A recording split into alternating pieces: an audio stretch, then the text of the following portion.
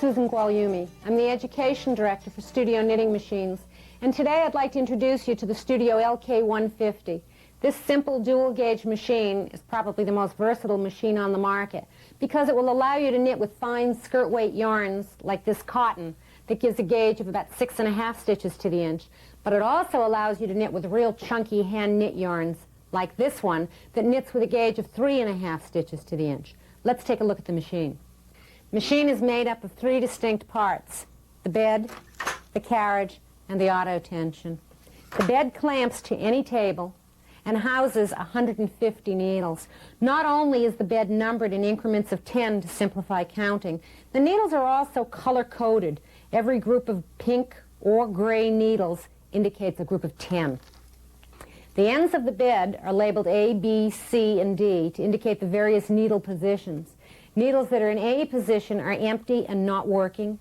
Needles in B position are in regular working position where they can form stockinette and fancy pattern stitches. Needles in C position can form only stockinette stitches. And needles that are in D position are in holding position. They have stitches on them, but they're not working. Now, when needles are in B position and the carriage moves across them, the needles are pushed forward and back, and it's that forward and back motion that forms stitches. Let me show you up close what's really happening underneath there. When the carriage moves across the bed, the needles in B position are pushed forward, and as they push forward, the stitches that were in their hooks slide back over the open latches and onto the shafts of the needles. And then the carriage deposits new yarn into the hook of each needle just before the needles pull back to form the stitches. But ultimately, what controls the size of the stitches that a knitting machine forms is the stitch size dial on top of the carriage. This dial runs from R to 9 for working on every needle, and from 10 to 13 for knitting on every other needle. The important thing to keep in mind is this: the smaller the number, the smaller the stitch, and very fine yarns need small stitches. The bigger the yarn, the bigger the number to form large stitches for big yarns. Now, in addition to the stitch size dial, this carriage has 2 pairs of levers, the Russell levers and the side levers. Each of them controls a different set of needles. The Russell levers control needles in D position, so that when the levers are set to 1 and the carriage moves across the bed, the needles in D position are held, they don't knit. When the leading lever is placed on 2, the needles will be knitted back. Once the needles are in B position, it doesn't matter how these levers are set because they have no effect on needles in B, only those in D. The side levers, on the other hand, control the needles in B position, allowing them to knit or not to knit, in other words, to form slip stitches, and this is part of the patterning capability of B position needles. When the side levers are set forward on the dot, the needles in B do not knit. They're slipped. When the lever is placed on the triangle, the needles are knitted. I think you can hear the difference between the two. In addition, the carriage has got 2 yarn feeders, the number 1 feeder in the front and the number 2 feeder behind. The number 1 feeder is used for one color knitting. The number 2 feeder is also called the plating feeder, and that's used to knit 2 yarns together, but I'll show you more about that later. Now, before I'd actually thread the carriage, I would thread the auto tension. The whole purpose of this unit is to provide equal tension on the yarn. The same thing that your fingers do in hand knitting, except this is more dependable. There's a dial that controls the amount of tension that's placed on the yarn. And generally, you can figure that if you're knitting on a size 5 stitch on the stitch dial, you'd use a 5 tension on the tension dial. The lower numbers indicate greater tension because thin yarns need more control. The bigger yarns would have less tension to keep them even. The beauty of this is that if you knit one sleeve of a sweater today and the next one a month from today, they're going to match because the machine's tension doesn't change the way your personal tension does when you hand knit or crochet. It's very simple to thread. Pass the yarn through the guide, between the tension discs, through the eyelet, and then finally through the guide wire. Control the tension with the dial on top. Let's do some knitting. We'll begin by casting on, which incidentally you can do from either the left or the right side of the bed. I'd like to work over a width of 40 needles. So I'm going to select 20 to the right of 0 and 20 to the left of 0 to keep the knitting centered on the bed of the machine. And initially I'll just select every other needle for the first row of the cast on. Thread the carriage and knit the first row. This yarn's a little tight, so I'm going to pull some of that out and ease up these edge stitches that have tightened up on me. Now, to make the first row knit properly, I need to use a cast-on comb like this. This comb will accommodate 50 stitches, so for a much wider piece, I'd simply need to couple sections of the comb together, and I could accommodate 100 or even 150 stitches all at one time. Hang the comb so that the teeth catch the loops that formed between the stitches, between the needles in that first row. Catch the end of the yarn here under just one tooth. Don't let it be trapped by all of the others. And on the beginning edge, catch the tail of the yarn under the yarn clip so that it doesn't loosen up. And then bring all the alternate needles into working position so that all 40 needles are in a position where they can knit. And we could set the row counter back to 0 now because this would mark the beginning of the actual knitting. Each time the carriage goes across the bed, the row counter will register 1 row. When you've got 3 or 4 rows knitted, it's time to hang the claw weights on the edge stitches to prevent them from tightening up. These weights need to be moved up the fabric about every 10 or 15 rows when you're knitting a garment.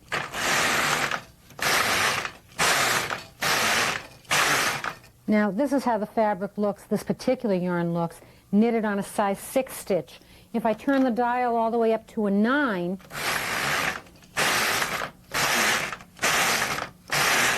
you can see quite clearly that the fabric is much more open. The stitches are larger and looser, and in fact too loose for this particular yarn. If I dropped the stitch size down to, say, a 3 or a 4, the stitches would have been much tighter and in fact may have been too tight for the carriage to knit properly, which may have resulted in my dropping some stitches. By the same token, if I looked at my row counter now and said, oh, I didn't want to knit 17 rows, I only wanted to knit 16, it's a very simple matter to rip out rows. Pull on the end of the yarn towards the carriage, towards the end of the row, to tighten up the stitches. You see them tightening up all the way across the row. And then lift back, and the old stitches will pop right back up into the needles. Now, whether you pop them up one at a time, like that, or you're able to lift a whole bunch at once, most of that comes with experience. And I'll tell you, I'm a pretty good ripper-outer, and there's only one way you get good at that, lots of practice. So don't be frustrated in the beginning. Now, I'm on the wrong side to continue knitting, so I am going to release my carriage, move it over to this side, rethread, and the most important thing, I've got all this slack that I ripped out when I removed that row of knitting. Let me pull it back through the auto tension so that I don't have any problems with my yarn. Last thing to do when you've ripped out, remove that row from the row counter. I now only have 16 rows instead of 17. Now that we know how to knit plain stockinette, let's try knitting some stripes. I'm going to remove the blue yarn from the carriage and catch it under the yarn rest at the right end of the bed, and then rethread the carriage with the yellow yarn and knit at least 2 rows. When I'm done with the yellow, I'll simply unthread it, carry it to the left end of the bed and catch it under the yarn rest there, and rethread the carriage with the blue yarn. I can continue alternating 2 or 4 rows of blue and yellow at will.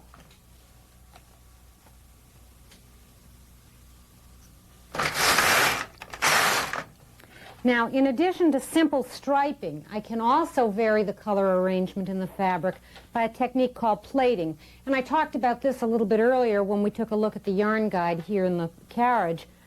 Let me rethread with a lighter weight yarn and we'll do some plaiting as well. Plaiting isn't so much a technique as it is a simple method of threading the carriage so that the fabric produced has a different yarn on each face. For example, this metallic fabric might be very scratchy next to your skin if it weren't for the fact that the metallic yarn was plaited with a smooth cotton that knits on the back side and makes the fabric much, much more wearable. I'd like to use these two cottons together, and normally they'd knit on a size, about a 1.5 or a 2 stitch. So the first thing I'm going to do is double my stitch size to accommodate the two yarns. I'm going to thread one of them in the number 1 yarn feeder and the other in the number 2 yarn feeder. And as I knit, you'll see that the yarn that was in the number 1 feeder will show on the knit side of the fabric, and the number 2 yarn will show on the purl side facing you. If I rethread the carriage so that the number 1 yarn becomes number 2, I can switch the yarns and create a striped effect.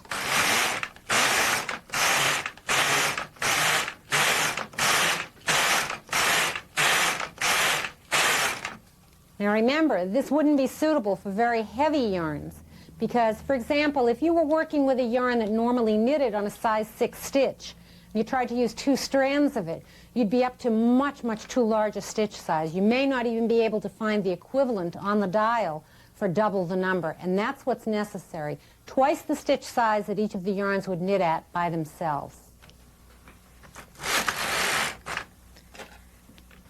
Now the fastest way to remove knitting from the machine doesn't bind anything off, but it does get the needles to release the stitches. So what I'm going to do is remove the comb and weights.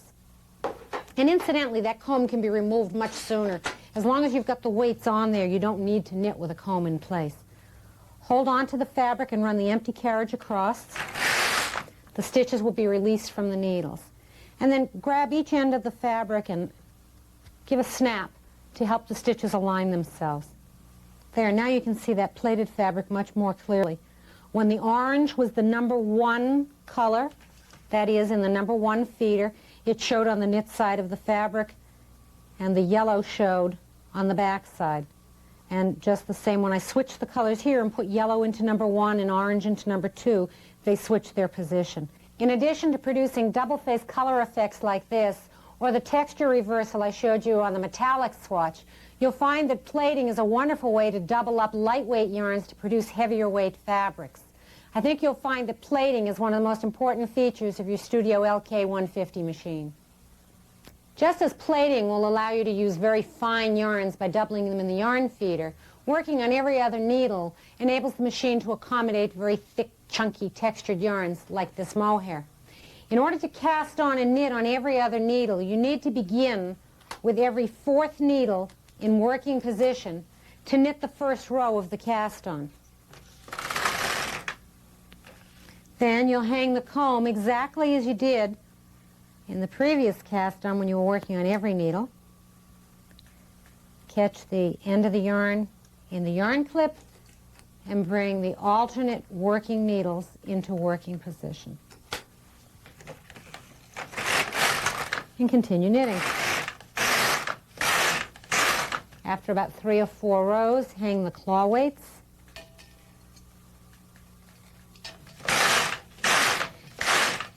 And keep an eye on the tension and on the ends of the knitting with a yarn that's this textured.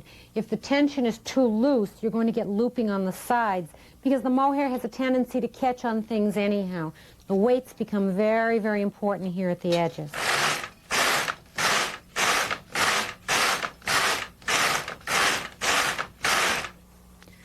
Now, I tried several stitch sizes and found that this particular mohair worked well on a stitch size 10. If I had tried to knit with it on every needle, the needles would have been too close together and all of the texture would have been lost. It would have flattened the yarn. And the fluff on this yarn is really the whole character of it. Let's take it off and get a look at it.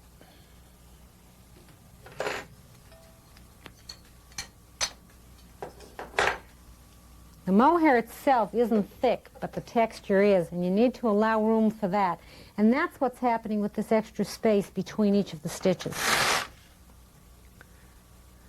It's especially important when you've been working on every other needle to roll the fabric up lengthwise and really snap the stitches to pull them into line so that they can absorb the excess slack that was spaced between each of the stitches. Now, if that's not a hand knit look, I don't know what is. Once you're comfortable casting on and knitting, you'll want to learn how to make increases and decreases so that you can shape garment pieces.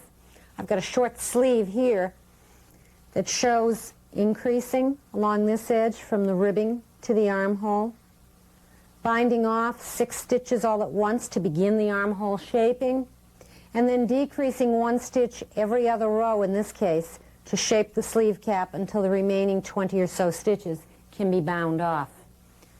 In order to make increases, decreases, and a number of the hand techniques that we'll do later on, you need to become familiar with these eyelet tools. They're not difficult to use, but they're different from tools that you may have used before, and they'll require a little bit of practice to get used to. Hold the tool so that it lays across your fingers with your thumb on top, and always keep your free hand against the fabric so that as you're manipulating needles, the fabric doesn't come forward with them. Left hand against the fabric, hook the eyelet of the tool onto the needle, and make sure that you keep the tool straight. Don't wiggle it to the side or up and down. Perfectly straight. Pull it all the way forward, all the way in, and then tip the tool up so that the stitch will drop down on the shaft of the tool. And move it out by 1 needle. And then, to prevent forming a hole in the fabric, fill the empty needle that was left with the purl bar of the adjacent stitch, like this. You can make an increase on both sides of the knitting prior to knitting the next row. Now, for knitting a sleeve, that increase might take place every 4th or 5th or 6th row. It'll vary from one pattern to the next. In the example that I showed you, the increase was made every 5th row. To increase several stitches at once, work on the carriage side of the bed and bring the needles out to D position one at a time to wrap the yarn counterclockwise around their shafts like this. This method of casting on is called E-wrapping, and it's a very common one among machine knitters. You can only E-wrap on the side where the carriage is located. Once the needles have all been wrapped, make sure that the leading Russell lever is on too, and knit the next row.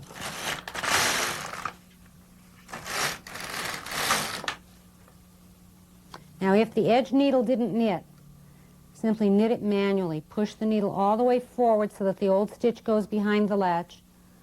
Close the latch and knit the free yarn back through, like so. Once you've moved the weights up to the newly increased stitches, they'll knit just fine.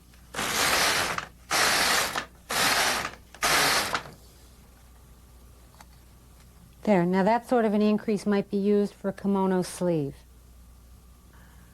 While increasing is used to make garment pieces wider, larger, decreasing is used to eliminate stitches and make them narrower or smaller to create shapes. We'll be using the same tools we use to increase, but we'll be using them a little bit differently. There are lots of ways to decrease stitches, but the simplest method is just to remove the edge stitch on a transfer tool and move it in to the second needle. Always make sure that the empty needle is in non-working position or it will cast back on. Then just knit. You can improve the looks of this edge somewhat by adding a second step to the decrease. Move the second stitch out to the first needle and then move both of them back by 1 needle. This makes a much nicer seam when it comes time to put the garment together. And last of all, you can make a full-fashion decrease where you remove 2 stitches together and move them in by 1 needle. Get rid of the empty needle, and what you've got is 1 stitch on this needle and 2 stitches together in here, further from the edge. It makes a nice crisp seam line that's especially suitable for raglans and seams that tend to show. Now, I did this with a 2-prong tool, but you could just as easily do it with a 3-prong tool, like this.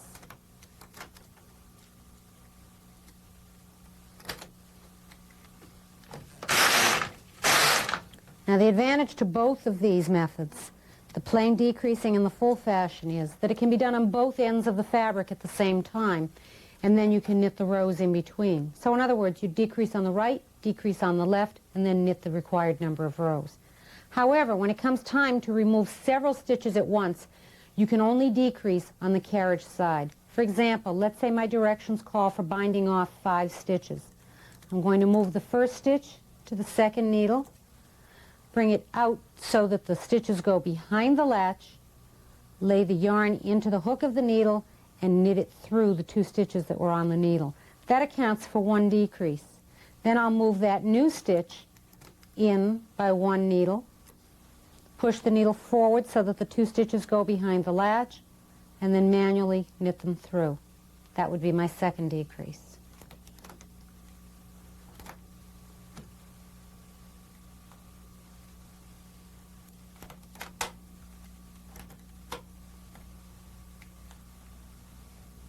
And finally, my 5th decrease. Because you need access to this yarn, you can only work on the carriage side.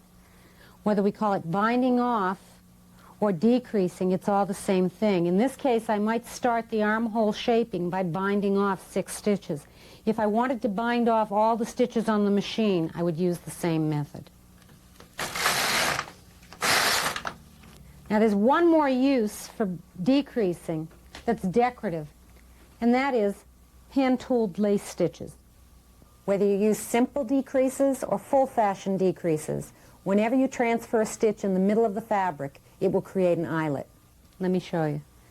If I move this stitch to the adjacent needle, and I leave the empty needle in working position, when I knit the next row, the empty needle casts back on, and with the second pass of the carriage, forms a regular stitch but leaves an eyelet below.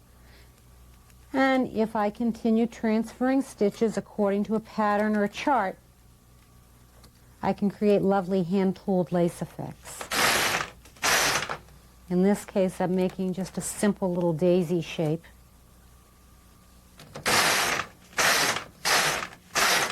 Like so.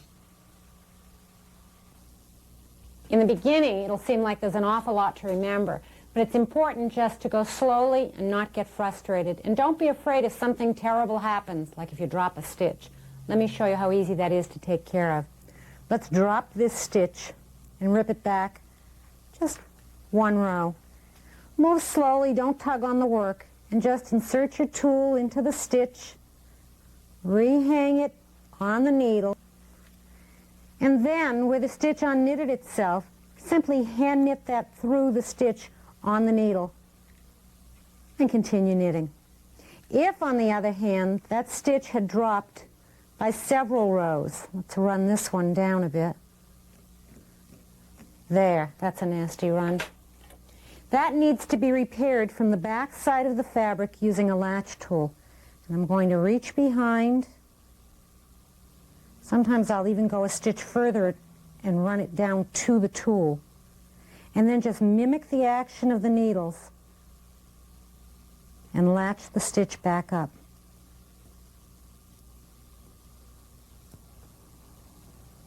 Try to catch the stitches right in the middle of each bar so that the stitch is even and not pulled off to one side. When you get to the very top, you'll need to transfer that stitch to a regular eyelet tool so that you can replace it in the hook of the needle. The reason I repaired that stitch from the back is because that's basically the direction that the needles on the machine already face, and I don't want to introduce anything else here. If I had repaired the stitch from the front of the fabric, watch what happens. The stitch will be reversed, and instead of looking like all the other purl stitches on this side of the fabric, oops, I'd have a knit stitch mixed in. Now, if I were just trying to repair an error, this wouldn't be what I'd be looking for. If, on the other hand, I was trying to produce a latched up ribbing, then that would be just the way to do it. I've got a knit stitch against the purls. And if I latched up every other stitch on the machine, I could make a knit 1, purl 1 ribbing. That's a plain rib. If I wanted to latch up a fancy rib, I I'm going to handle the tool just a little differently. I'll insert the tool into a stitch way down and drop this stitch back. This is deliberate dropping, not repairing. And I'll pass the hook of the tool under 2 bars, let the first one slide behind the latch, catch the first one in the hook, and pull it through. This is latching up as a tuck stitch.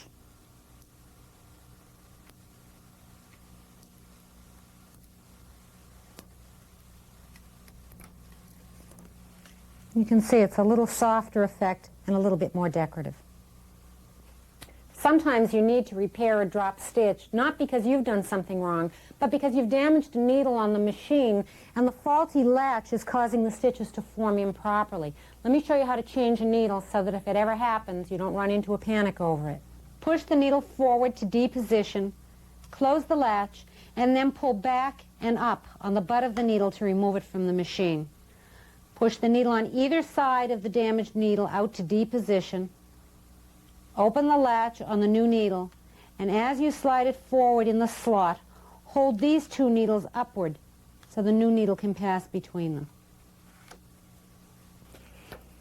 That's fine out here where there are no stitches, but if it were to happen here in the middle of the knitting, what I would do is remove the stitch from the bad needle, place it on an adjacent needle, and then go about it the same way. Close the latch on the bad needle, pull back and up, and continue with the repair. Now, if I were done with this piece of knitting, I could bind it off as I showed you before by moving 1 stitch to the next needle and knitting the 2 together. But if I wanted to keep these stitches live so I could pick them up later, maybe to knit a ribbed edge off of these stitches, for example, then I don't want them bound off. And what I'd do instead is clip this yarn and thread a yarn of about the same weight but contrasting color and knit a number of rows.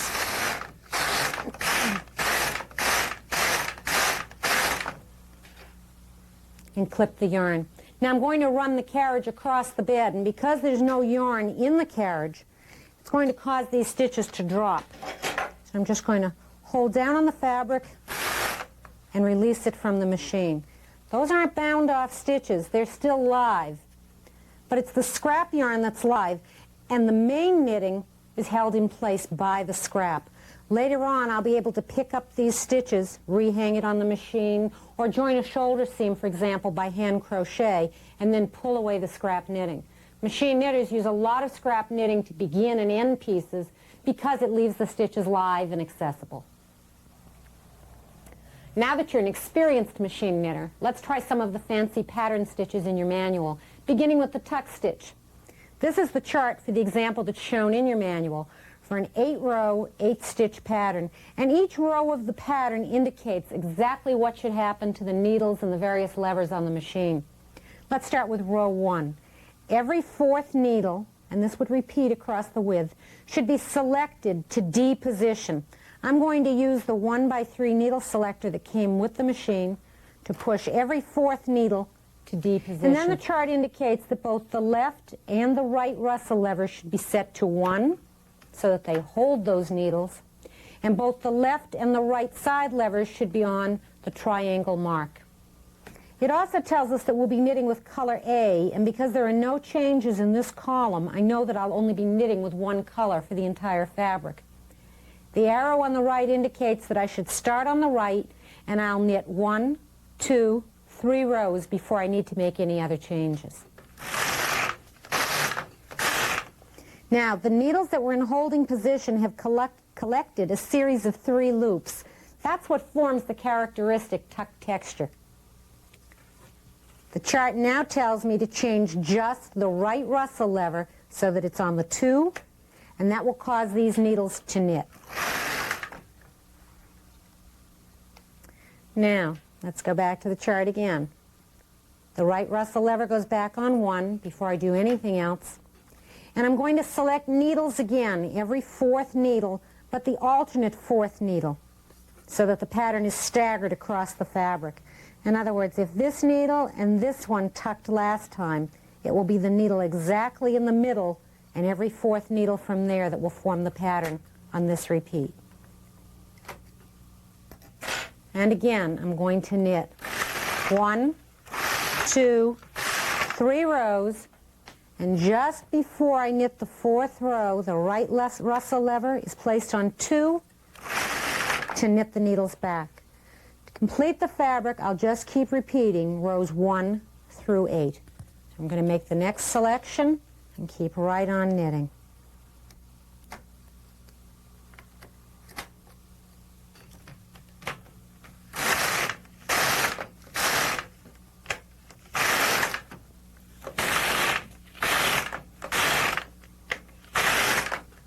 There, I think you can see the overall tucked pattern, and you'll notice that it shows up on the purl side of the fabric. The knit side on most of these tuck stitches is not especially interesting. Let's get a look at that. It's just a slightly textured stockinette fabric and not terribly interesting, so it's clear that the right side of a tuck fabric is the purl side. And in fact, that's the side that's considered the right side on slip patterns as well. Let's take a look at the example from your manual and see how the slip differs from the tuck pattern. In this case, we're going to be selecting 2 needles next to each other. And I'm going to begin over here on the left side of the bed, holding 2, leaving 2 alone, holding 2, skipping 2, all the way across. I'm going to bring every alternate pair of needles to D position. The Russell levers are both set on 2, and the side levers that allow the needles back here to form slip stitches are placed on the dot. And it indicates that I'll knit just 1 row from right to left before I make the next selection.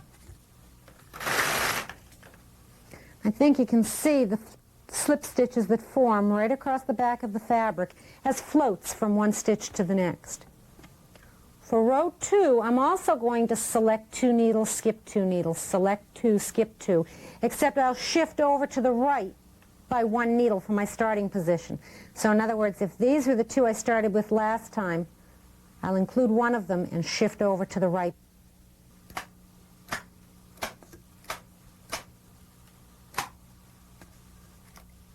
Complete the pattern on the left side and knit the row. This pattern continues like that throughout, always selecting 2 needles, skipping 2, selecting 2, skipping 2. And with each row, I'm moving over progressively 1 needle to the right. There are no changes here until I want to start knitting plain stockinette again. So I can just keep making selections and knitting rows.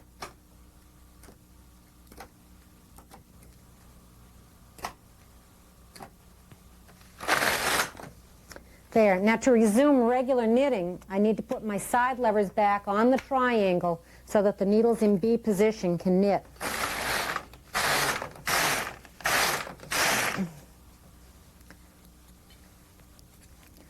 Again, the texture is formed on the purl side of the fabric in slips or floats of the main yarn. It's a 1-color technique, but if you knit slip stitch with 2 colors, it becomes Fair Isle, like the example from your manual.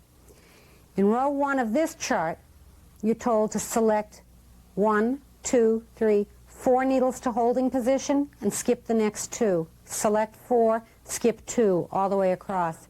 And you should notice that the chart is set exactly as it was for the 1-color slip stitch, except over here on the right it indicates color changes. But there are no other changes that need to be made in the Russell levers or the side levers, so I'll leave them exactly as they are and just make the selection for the first row.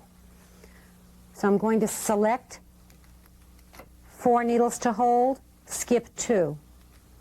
Select 4, skip 2.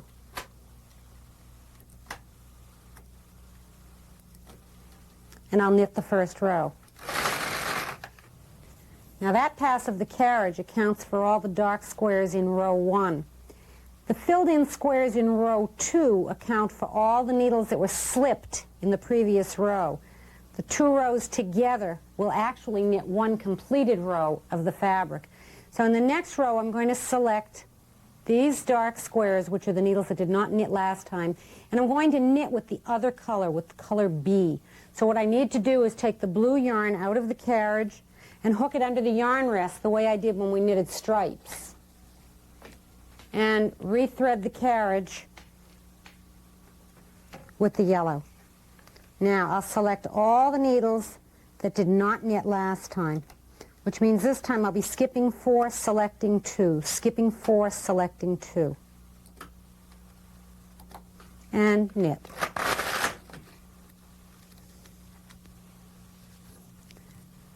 Now, according to the chart, the third row is exactly like the second, and it's also knitted in color B from right to left.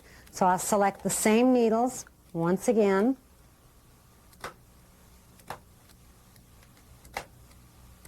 and knit them in yellow. Unthread the carriage and catch the yellow under this end of the bed so that I can knit back on the fourth row with color A. The fourth row will knit the needles that were slipped in the third row.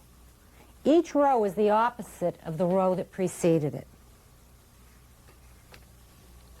And when you knit Fair Isle this way, it will always take 2 passes of the carriage for each of the needles to knit once. A needle will either form a blue stitch or a yellow stitch, but never both.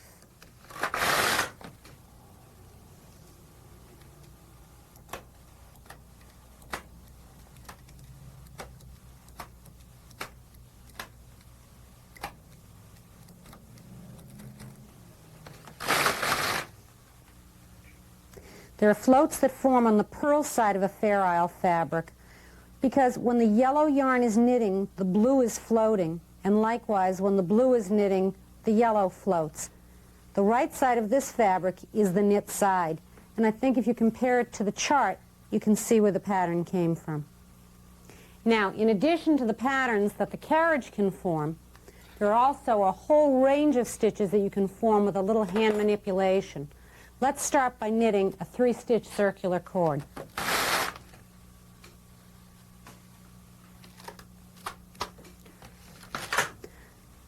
I'm going to bring 3 needles into position, and what I'm going to do is form a loop in the end of my yarn and then E-wrap the other 2 needles to cast on.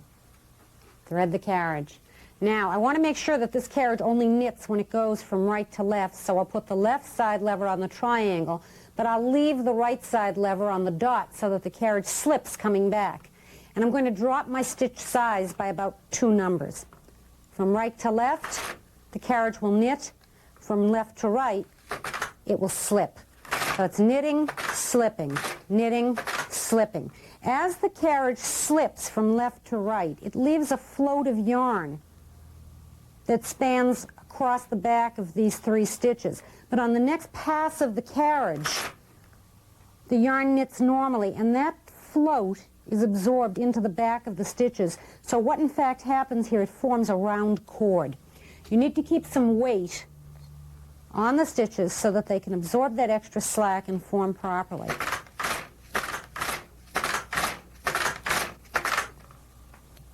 There, that's enough to see. The cord rounds out, and you can't even tell where those slip stitches were across the back of the fabric.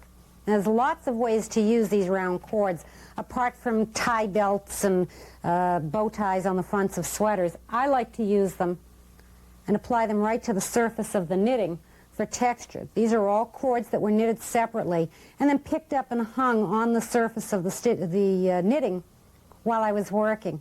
You can also use cords in place of a hem or a ribbed edging by starting your knitting right from a cord. And I think that's what I'll do with this cord right here. We'll start it along the bottom and then carry it up the side while we do some plain knitting with it. So I'm going to pick up the 3 stitches and move them over just a bit so I stay in the center of my bed. And instead of letting the end of the cord occupy 3 needles, I'm going to move all of these stitches onto a single needle and knit them through to form 1 stitch. And let me move my carriage just out of the way. And I'm going to pick up the edge of this cord. There's a stitch, hang it on a needle, all the way across for however wide my knitting should be.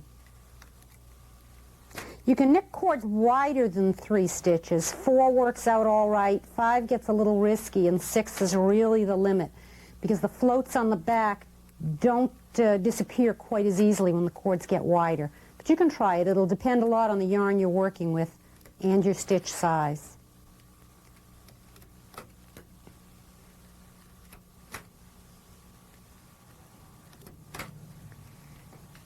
Okay, I've got those stitches hung, and to help the machine knit more easily the first time, I'm going to bring these needles all the way out to D position so the carriage can just knit them back like that.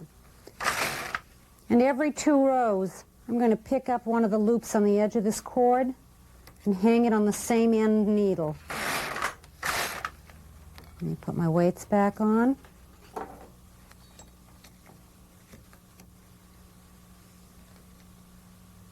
Pick up an edge loop, hang it on the edge needle.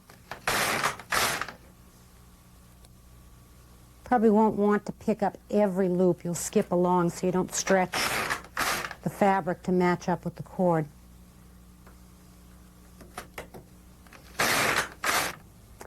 Now, just as I can pick up the stitch or the loop on the side of the cord and hang it on the edge needle of the fabric, I can pick up anywhere I want to along the length of this cord and hang it on any needle in the middle of the fabric to add some surface texture. In fact, this is exactly the way that I added the cable effect to this swatch. Cables are as popular with machine knitters as they are with hand knitters, and they're just as easy to do. This beautiful sweater is a combination of cables, lace, and duplicate stitch embroidery. You already know how to make lace stitches. Let's take a look at the cables up close. I'm going to use a pair of transfer tools to remove the stitches from the machine and cross them like this.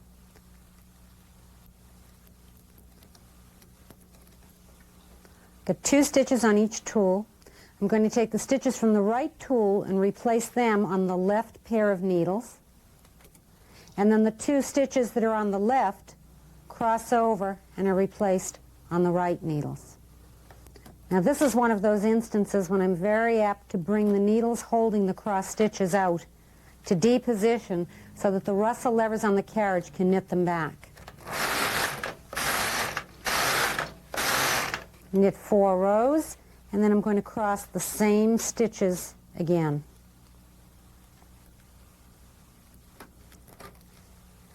If you have trouble holding on to both tools, you can hook one of them out of the way just temporarily, so you can use 2 hands. Move the 2 stitches from the right to the left, and the 2 from the left onto the right hand needles, and knit another 4 rows.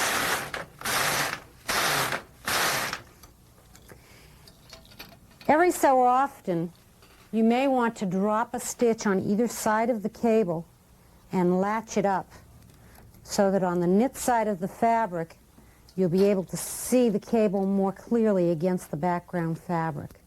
It'll look like a purl stitch running up each side of the cable.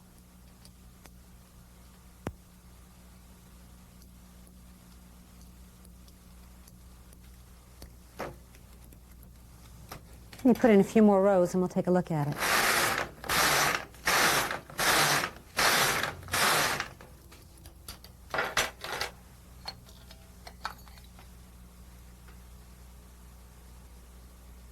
There you go.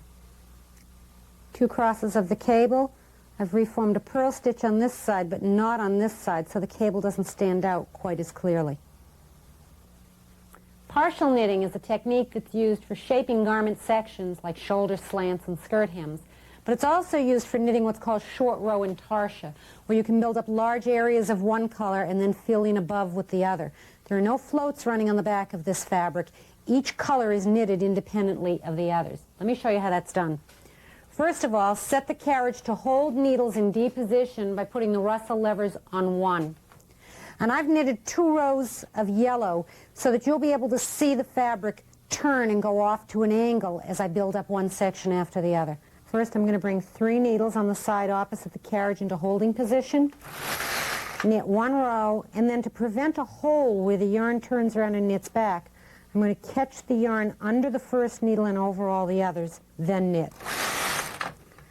Bring out another group of 3 or 2 or 4, however many I decide, on the side opposite the carriage. Knit, wrap, and knit back.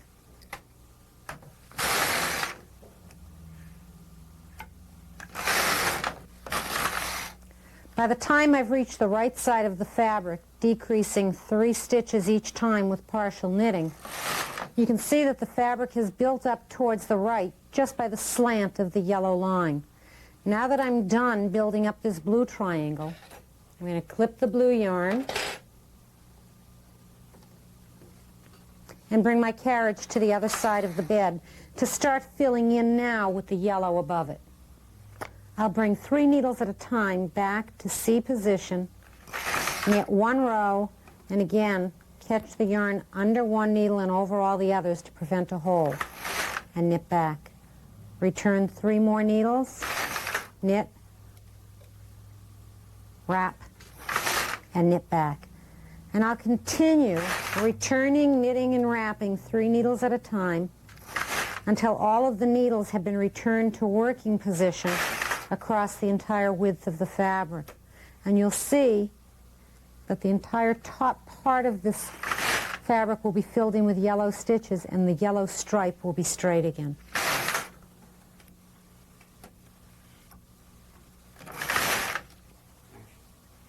There, all the needles are working again, and the top portion of the fabric is filled in a yellow triangle to balance out the blue one below. And as you can see, the yellow stripe is straight again. Let me put in a few rows. Clip the yarn, take it off the machine, and we'll get a look at the knit side of this fabric. There. Now I decreased and then increased 3 stitches at a time. If I had only done 1 or 2, the stair-stepped effect would be much less pronounced. The fewer stitches you do at any given time, the smoother the edge will be. Now that you know how to cast on, knit, increase, decrease, and do a variety of fancy stitches, let's take a look at the actual process of knitting a sweater on the Studio LK150. Whether you're working with a hand knit pattern or the KR10 knit contour, you still need to begin knitting your sweater by producing a gauge swatch that will tell you how many stitches and rows you're getting per inch. For the Studio LK150, we generally recommend that you knit a swatch where you can measure 30 stitches by 40 rows. And when you knit the swatch, you can mark this quite easily by beginning and ending with a marker stripe where you know between the stripe you've got 40 rows, and tagging the stitches as it's recommended in the manual so that you know between these 2 white tags you've got 30 stitches. If you're working with the KR10, you can simply use the yellow stitch scale that came with the machine to do the measuring. With the side marked R for rows, measure the space between the 2 marker rows, like so. Place the end of the ruler marked R against one stripe and read the number that corresponds against the other stripe. This would be a number 24 row gauge. Turn the ruler over to the side marked S for stitches, lay that end of the ruler against one yarn tag, and read the number that corresponds with the other yarn tag. In this case, the stitch gauge would be a number 19. If you're working with a hand knit pattern, you'll need to use a ruler or a tape measure to measure the space between the 2 marker rows to find that you have 6 2/3 inches, equaling 40 rows. You'd divide 40 by 6 2/3 to get your row gauge. Measure from one yarn tag to the next. In this case, it's about 6 1/3 inches, and you would divide the 30 stitches by 6 1/3 inches to get the stitch gauge. This would enable you to work with a regular hand knit pattern. And what you would have to do, of course, is convert all lengthwise measurements in your hand knit pattern into row counts. A hand knit pattern will tell you to knit 10.5 inches to the armhole. What we need to know is how many rows 10.5 inches translates into. I've already knitted the back and the sleeves for my sweater. We're going to knit the front of this sweater on camera using the KR10 knit contour. You know what it takes to knit a sleeve. Some increasing, binding off, and decreasing. And in this case, I've already knitted the ribbing to attach to the sleeve. I'll show you how to do this afterwards. The sleeve and the back require the same kinds of skills. Knitting straight up binding off, decreasing. But the back also requires some short row shaping for the shoulder slant, and I've scrapped off the shoulder and the back neck stitches. The front requires a slightly different set of skills, and we'll go through them slowly and together. The knit contour allows you to work with both half and quarter scale patterns. All you need to do is enter the gauge that you measured from your swatch. The yellow ruler measured a number 19 stitch gauge. So from the assortment of scales that comes with the unit, I'll select number 19. This means that there are 19 stitches in every 10 centimeters. The KR10 thinks in terms of centimeter units, so this is important. If you notice over on the left, there's a 0, and then the numbers are marked in increments of 10. Each of these marks indicates 1 stitch. And if you see the outline of my garment shape here, you'll see that it ends at 50. So this is telling me to cast on 50 stitches on each side of 0. Remember, I'm seeing the right side of the garment, and I need to imagine where the left side would be a mirror image of it. To set the row gauge, press the key under the garment shape, and then use the plus key to advance the numbers in the LED window.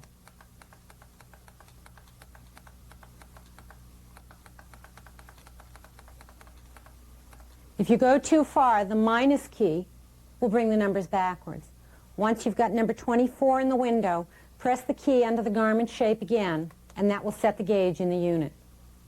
The KR10 plugs directly into the back of the row counter unit, so that every time the carriage goes across the bed, not only does it trip the row counter, it advances the pattern paper through the KR10 one row at a time according to my row gauge. So I'm guaranteed a perfect fit when I work with a knit contour pattern. But you don't have to knit with a contour, and if you prefer to work with a hand knit pattern or written directions, by all means do so. The methods that I'll be using will be exactly the same when you work that way. It's just one more thing to keep track of. I only need to watch the outline of my diagram to know when to increase, decrease, or perform other garment functions.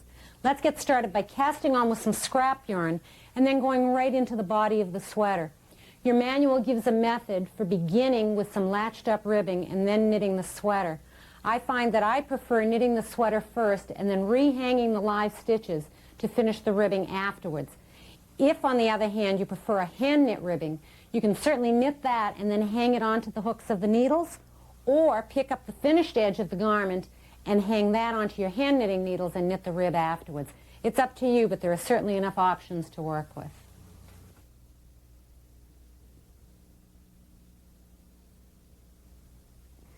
The point where the garment outline intersects the stitch scale indicates how many stitches I need to knit with. So here I know that I need to cast on 50 stitches on each side of 0 to begin knitting my garment. And I've pressed the pause button so that the KR10 will not register any of the rows that I knit with the scrap yarn. I'm going to cast on over a width of 100 needles, 50 on each side of 0, and I'm going to knit some rows with scrap just so I can get my weights hung and get the knitting started.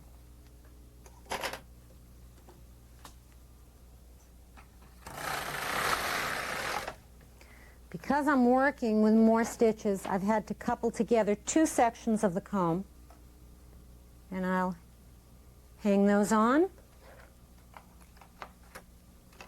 Bring the alternate empty needles into working position, and knit a number more rows of scrap knitting. Let's tuck that tail under the clip.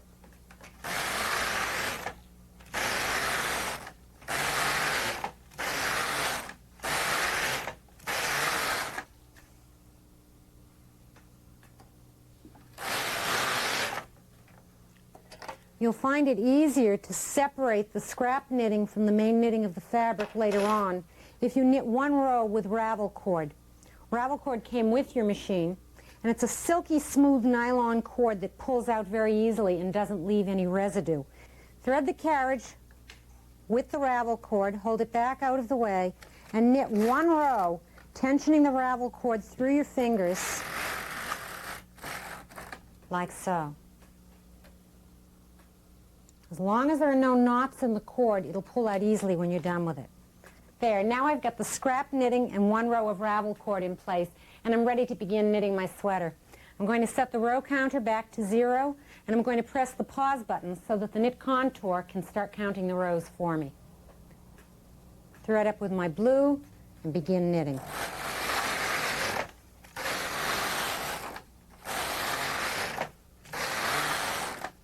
As long as the outline of the garment doesn't change against the stitch scale, I don't need to do anything. So I'm going to continue knitting straight to the armhole, which is the first place that the garment diagram shows any changes.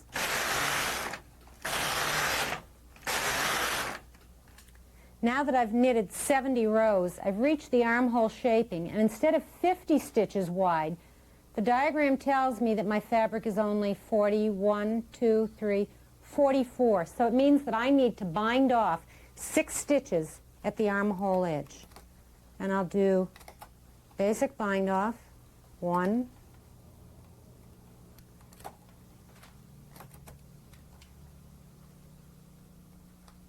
2, 3.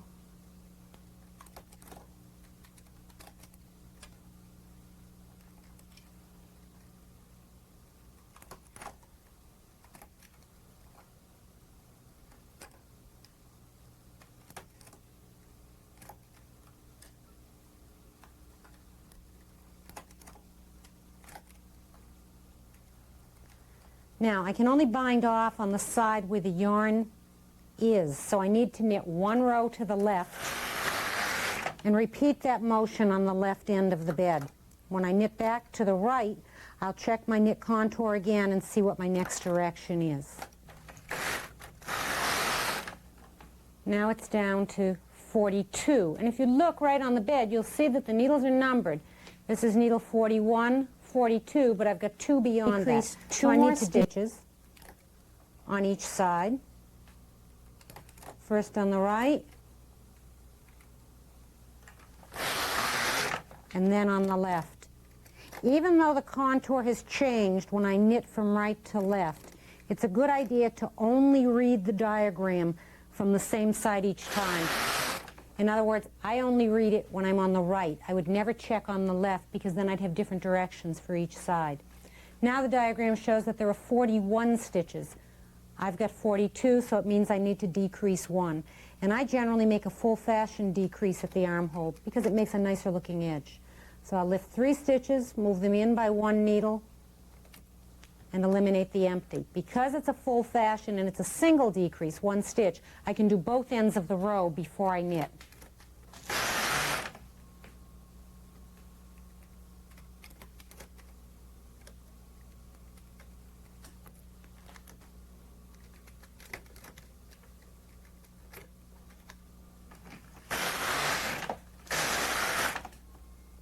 The garment diagram indicates that needle number 37 is my last working needle, and in fact when I check the needles on the bed, it is the last needle carrying a stitch. So I know that I'm done shaping the armhole because this line no longer changes. I can continue knitting straight until I come to the point where the neckline shaping begins. Now that I've reached the point where the neckline divides, I need to deal with each side of the knitting separately because I can't deal with both shoulders at once. There'll be 18 stitches in the center, 9 on each side of 0, that will form the center of the neckline, and the remaining stitches will be for each shoulder. I'm going to scrap off the stitches for the left shoulder and the center neckline so that I can knit just the right shoulder. But before I start scrapping off, I need to press the pause button so that the contour doesn't continue to register these rows of scrap knitting. Now, I'll unthread the carriage and move it to the other side of the machine.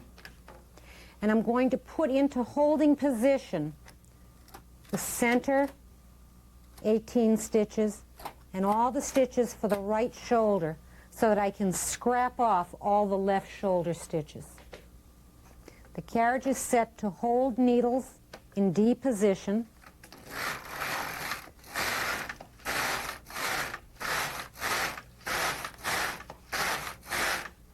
I'll put in about 10 rows and then run the empty carriage across those needles so that they drop their stitches. I'll pick them up again later. Now, I'll put the 18 stitches at the center neckline, 9 on each side of 0, into C position where they can continue knitting so I can scrap them off.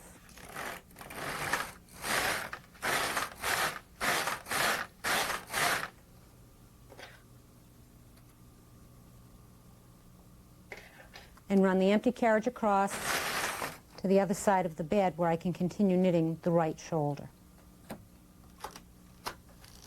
I'll put the pause button back on. I added some rows on my row counter. I'm going to turn that back. I'll continue shaping the neck edge with decreasing, but to make sure that I can return to this exact spot on the contour paper when it comes time to knit the left side of the neckline, I'll press the garment button and the negative button at the same time, and this will set the position of the paper in the memory of the KR. I'll rethread the carriage, set the leading Russell lever on 2, and begin to knit. Every time the line on the knit contour changes against the stitch scale, I'll need to make a decrease on the neckline edge. And on a neckline curve like this, it might be every row, so I'll check the contour regardless of which side the carriage is on.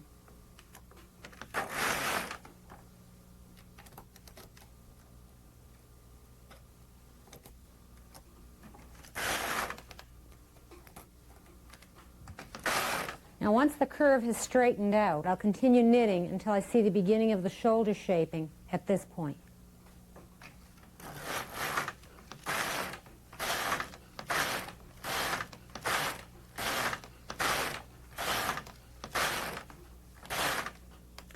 Now, instead of using decreases to shape the shoulder slant, I'm going to use short row shaping and bring needles into holding position, which means I have to put the Russell levers on 1 so that those needles don't knit. Now, I started out here, let's see, on 37. Let me put it back. I'll need to do it from the left side, and I've only decreased 1 stitch. So let me knit 2 rows, and now I can see that the line of the diagram is on stitch number 29. So all of those needles go into holding position. I'll knit 1 row, wrap, and knit back. And then it shows down to needle number 20. I'll bring those needles into holding position, knit, wrap, and knit back, just as the top of the diagram disappears behind the scale because I've finished knitting the first shoulder. Now, I'll clip the main yarn, replace it with the scrap yarn, set the Russell lever on 2, and scrap off the right shoulder stitches.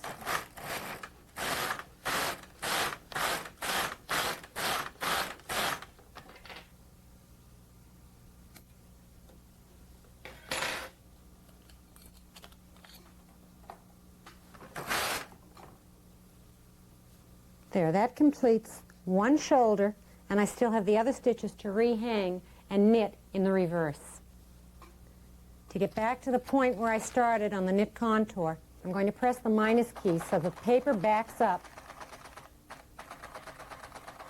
to the point where the neckline was divided. And even if I keep pressing the minus key, it won't back up any further, so I'm back at the exact spot where I started. I'm going to press the pause button to hold the paper while I rehang the other side of the neckline. Now the neckline stitches were scrapped off from the center of the bed, so that this represents the center 18 stitches, 9 on each side of 0. So the first stitch that I'll rehang from the scrap yarn will go on needle number 10, right here on the left. Now what I've done is to fold back the scrap yarn so that I can see the last row of blue stitches. I'm going to insert my transfer tool through the stitches one at a time, like this, and hang each stitch back on a needle of the machine. When you get a little more comfortable with it, you can try picking up several stitches and rehanging them all at once. Once all the stitches have been rehung, I'll put my weights on, remove the carriage and replace it on the left side of the bed.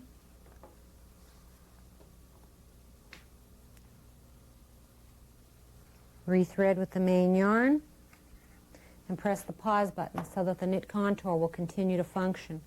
Now when I read the neckline curve on the contour, I'll be shaping the left side of the neckline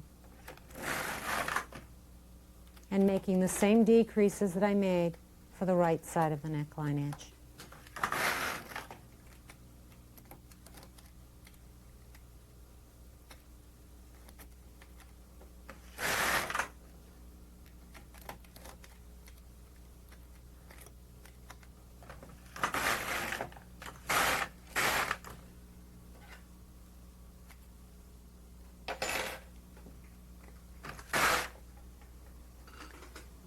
There, now that the second shoulder is complete, you can see the shape of the entire neckline, and I can remove the scrap knitting that was originally holding that shoulder until I was ready to complete it.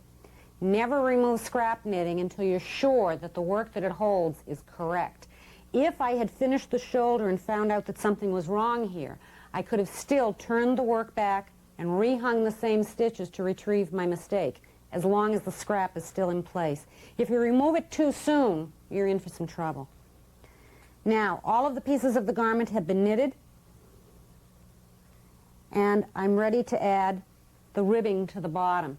Let me rehang the bottom of one of the sleeve sections that I've already completed, because it's been pressed and blocked just slightly so that the stitches are set where they belong. I'm going to begin by folding back the scrap knitting, picking up the stitches in the first row of the main knitting, rehanging those on the needles of the machine across the same width that the sleeve was originally cast on.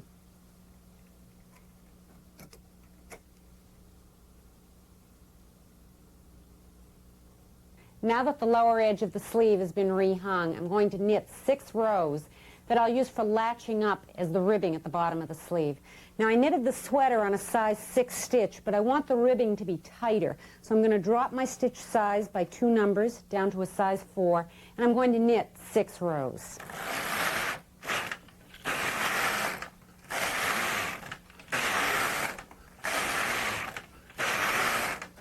When I bind off, I'm going to need a larger stitch size, so I'll knit the last row with a stitch size 8.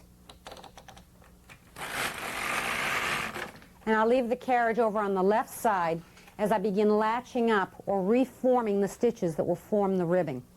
Never try to reform the very last stitch on either edge of the fabric because it's much too difficult to deal with. Instead, we'll start with the second stitch in. I'm going to insert my latch tool in the bottom of the column. It'll actually be the same stitch that I picked up and rehung on the needles to begin with. Put the latch tool in that stitch, push the needle forward and all the way back so that the stitch drops down off the needle. You'll probably have to reach in with your finger and help it drop. They never drop when you want them to, only when you least expect it. And then I'm going to reform this column of stitches. And as I said, the edge stitch is impossible. The 1 second from the edge is still a little sloppy to do. The others will be much easier.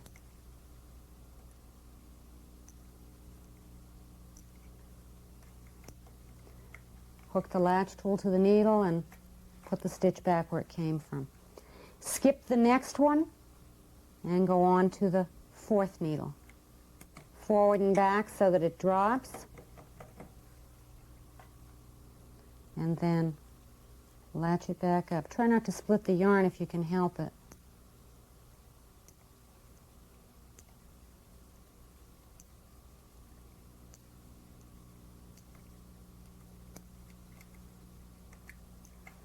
We'll skip the 5th and latch up the 6th, and so on, all the way across the fabric until every other stitch has been reformed.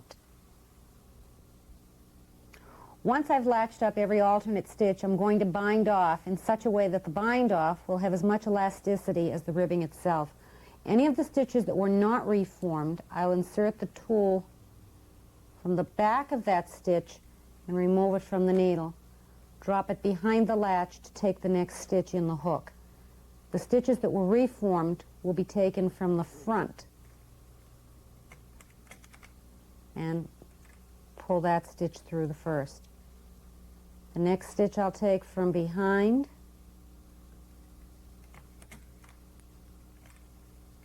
and then the next one from the front. All the stitches that were left alone and look like purl stitches still will be taken from the back, and all of the reformed stitches, the knit stitches, will be taken from the front all the way across. Now it's a lot faster if you bring the needles right out to D position and then just push them back as you go.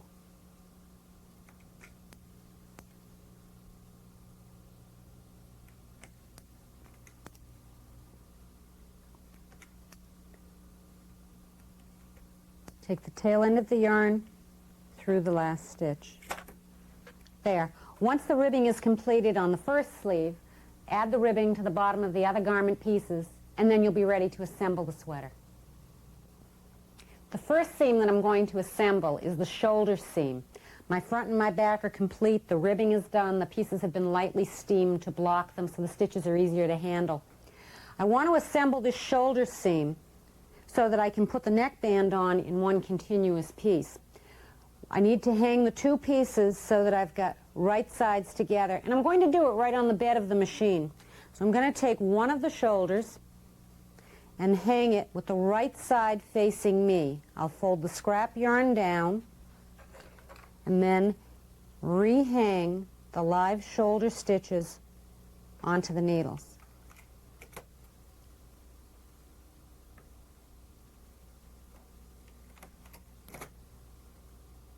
Wherever you've got a doubled stitch, when you wrapped with the short rowing, make sure you pick up the stitch and the yarn that created the wrap. Otherwise, you'll still end up with a hole where you shouldn't have. Once the first piece is hung with the right side facing you, hang the second shoulder with the wrong side facing you onto the same needles, but with one difference. Bring the needles far enough forward that the first set of stitches will slide behind the latches. Make sure all the latches are open, and then hang the second shoulder in the hooks of those needles, like this.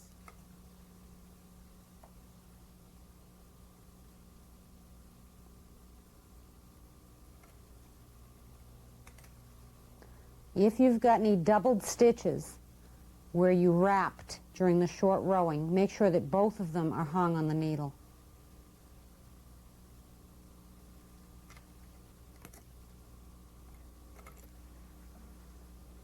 Now we've got one set of stitches in the hooks of the needles and the other set of stitches behind their latches. I'm going to use a needle pusher to push the needle butts back so that the stitches that are in the hooks will be pulled through the stitches behind the latches as they close the latches of the needles and slide over them. I'm going to pull back, and I've reduced this down now to one set of stitches.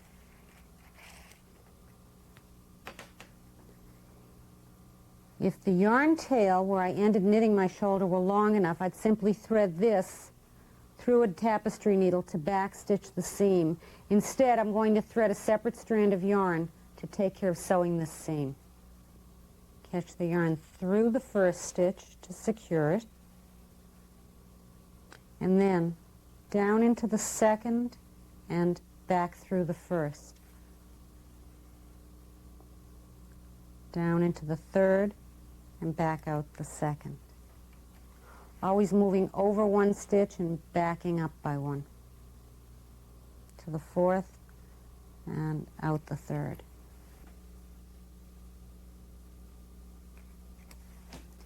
When you complete the back stitching, catch the yarn through the last stitch an extra time just to be sure that nothing comes undone. And then remove the stitches from the needles.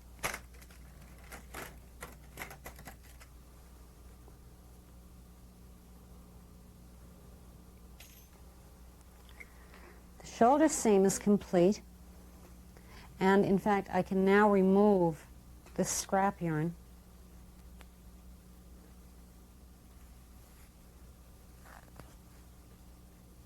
from the front shoulder and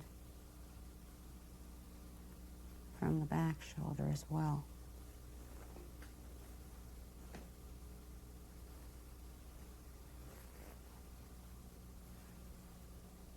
There. Perfect shoulder seam.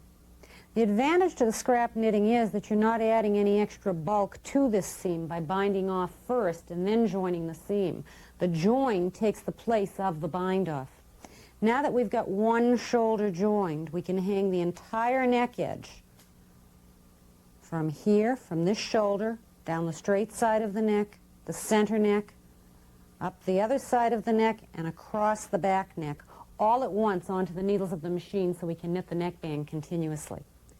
Now, the straight sections of the neck don't have live stitches to pick up, so you're going to have to make stitches where they don't really exist by picking up the side of the stitches, like so.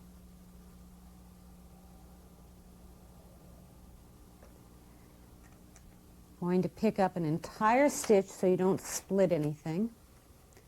Hang it onto the needles of the machine. Figure that you'll pick up about 2/3 of the stitches along that neckline edge. Not every one needs to be hung. Once I've hung the straight side of the neckline, I'll go in and pick up the live stitches from the center neckline right off of the scrap yarn where they were held when I shaped the neckline on the machine. So I'd hang all of these live stitches, continue up the other side of the neckline and across the back. Then I'll knit 6 rows, end with 1 row on a larger stitch size, latch up every other stitch to form the neck ribbing, and then bind off and rib exactly as I did before. Once I've completed the neckband, then I can join the other shoulder seam and also join the side seams of the garment and the underarm seams of the sleeves so that I can insert the sleeves into the garment body. Let me show you what that looks like up close. Sew an invisible side seam, pin the front and the back of the garment together at the sides like this, with the wrong sides facing. You'll be working on the outside of the garment. We'll be stitching 1 stitch in from the edge and begin by passing the yarn under and through to the opposite side, and then work from the tops of the stitches down under 2 bars like so, and out, across, under, and out. Back to the other side, under 2 bars and out.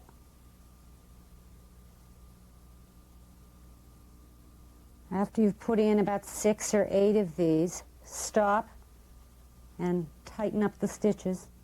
They'll disappear right into the fabric of the cloth, and continue with the next 6 or 8. Don't do too many at once or you won't be able to tighten them up.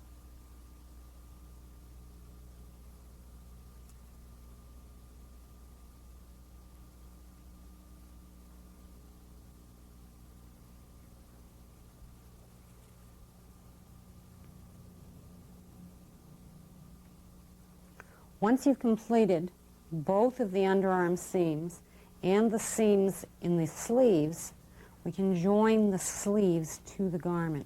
Let me just catch the yarn there to end it.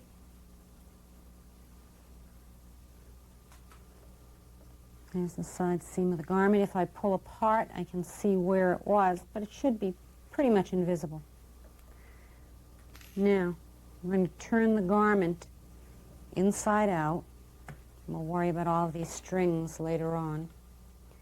And with the sleeve right side facing the right side of the garment, put it inside like so, matching up the underarm seams of the sleeve and the garment. Let's pin that. And then match up the center of the sleeve cap with the shoulder seam.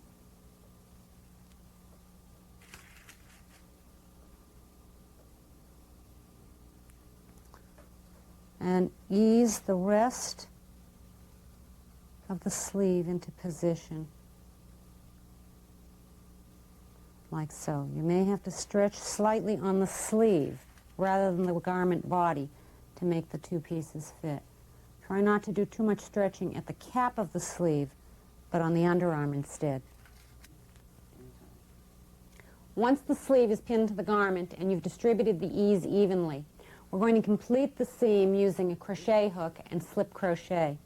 I usually begin working with one of the tails hanging from the garment so I can kill two birds with one stone. I've got yarn to work with, and it'll also finish off the end at the same time.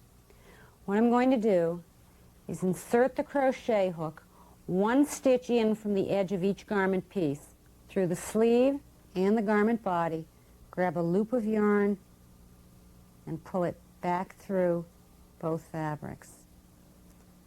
Then reinsert the hook, still working one stitch from the edge, further along in the sleeve and the garment, and repeat the procedure. Try not to tighten up too much, but do form the stitches firmly so that the seam won't stretch. Continue working one stitch from the edge all the way around the seam till you're back where you began. Once you've sewed all the seams and set the sleeves, you want to turn the garment inside out to take care of all of these yarn tails that were left hanging. Thread them through a tapestry needle and just work them back through the seam for several inches and clip them close so they can't come undone.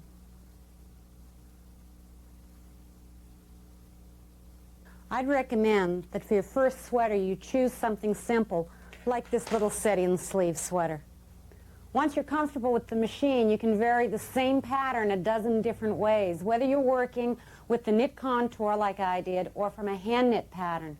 You just need to take a gauge and measure accurately. This same short sleeve sweater could be interpreted with little cable motifs like the one I'm wearing, with an embroidery technique to create a subtle design against the textured yarns, with the cables and lace and duplicate stitch that we saw in this sweater. Or I could knit the same set-in sleeve garment with long sleeves and buttons down the front to create a cardigan. The Studio LK150 has two more accessories available that will allow you to expand your design options even further: an intarsia carriage and a weaving accessory. Let me show them to you now. The AG10 intarsia carriage will allow you to knit designs like these bunny rabbits or this Peruvian cat with no floats on the back of the fabric. The colors are carried independent of each other so that there is no floating to worry about. And you can read your designs right off of a chart, stitch by stitch, row by row, so that you can knit anything you can think of and draw out on a piece of graph paper first. It's very, very simple to use. You're going to knit with the regular carriage up to the point where you want to begin working with the intarsia, unthread the yarn and remove it from the yarn mast, and take the regular 150 carriage off the machine. The intarsia carriage has no yarn feeder because you're going to carry the yarn manually and place it in the hooks of each of the needles.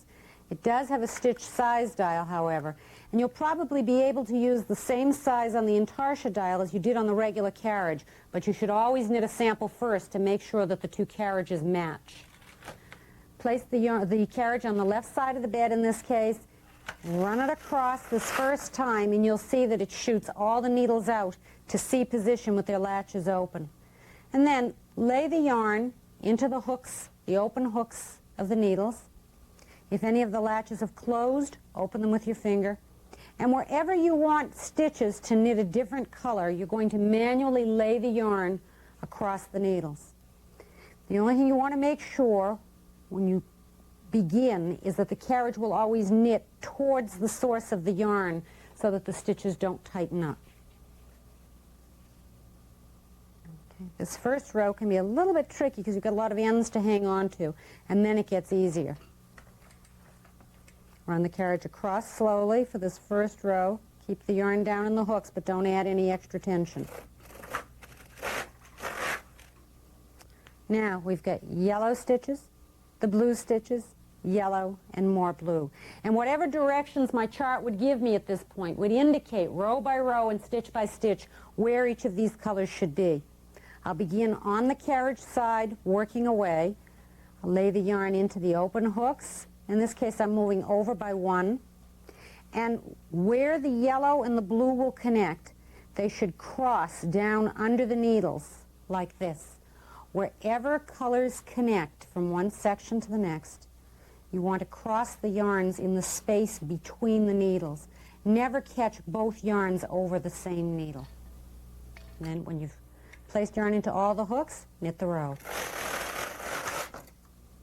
The next row of the chart would indicate where the colors will be placed in exactly the same way. This is the same kind of knitting that hand knitters call bobbin knitting, intarsia knitting, or argyle knitting.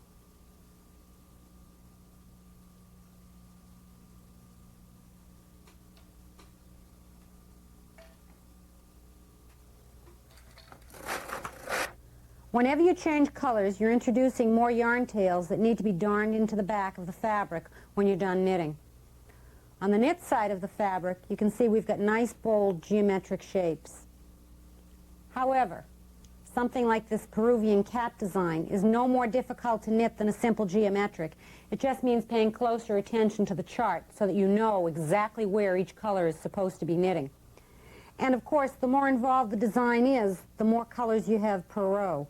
Here we've got 1, 2, 3, 4, 5, 6, 7 colors in just that row. If you're looking for something a little simpler to deal with, you might try knitting intarsia stripes and then crossing them regularly in a cable design. The LW1 weaving attachment allows you to use a different variety of yarns altogether, some of which might be entirely too heavy to knit with on the machine. This mohair would knit on every other needle on a stitch size of about 10. But if I wanted a firmer fabric, I could instead decide to weave that yarn through a background of lighter weight stitches. All of the texture appears on the purl side of the fabric with just a little bit of grin through on the knit side. The weaving yarn will be bound to the surface of the fabric by occasional needles that are pulled to D position to catch the yarn. You can use a needle selector, select each of the needles in turn, and then lay the weaving yarn over the extended needles and use the attachment to weave the rest of the needles through, and then knit one row. Select the needles for the next row of the pattern,